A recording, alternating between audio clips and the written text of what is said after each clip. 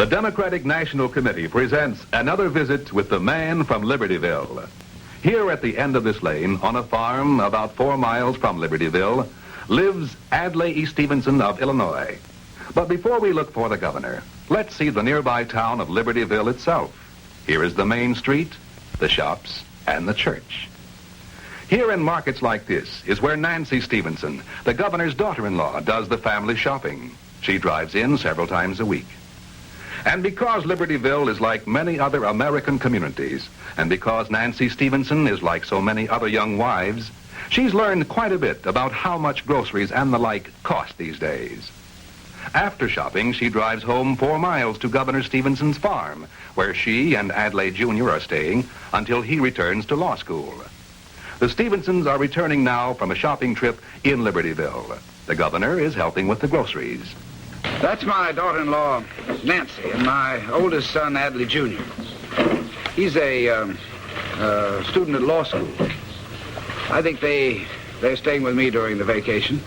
I think they live pretty well, but they're learning a lot about something that worries a lot of people in this country, and that, of course, is the high cost of living. In spite of the Eisenhower promise, the cost of living today is higher than it's ever been before in the history of our country. And this is a serious matter for young people, like my son Adlai and his bride Nancy. I was reminded, talking to them the other day about this, of the young husband who said every time he was about to make both ends meet, his wife moved the ends. Well, sometimes they have to. And it isn't only young people that feel the pinch. It's also our older citizens, people on pensions, people on fixed incomes. For example, I believe almost 1/2 of all of our older citizens don't have a sufficient income for a really decent standard of living.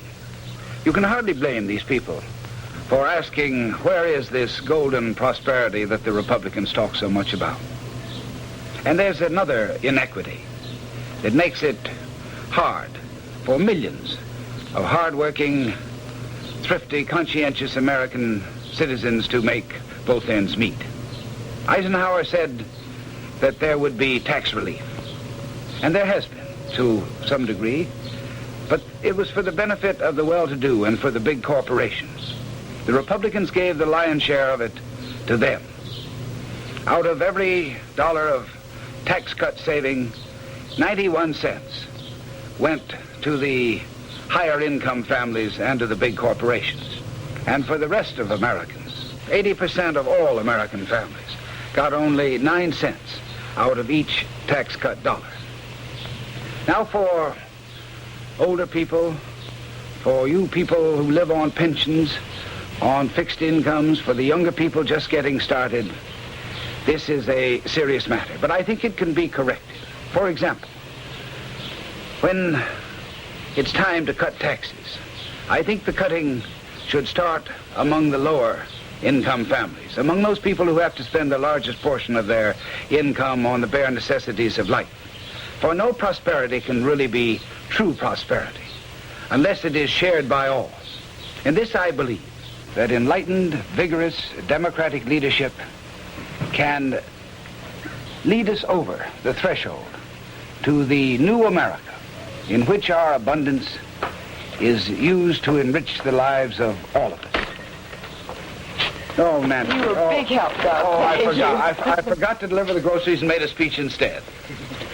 Cast your vote on November 6th for the new America. For Adlai Stevenson for president and Stevenson Kefauver for vice president. Vote Democratic, the party for you, not just the few.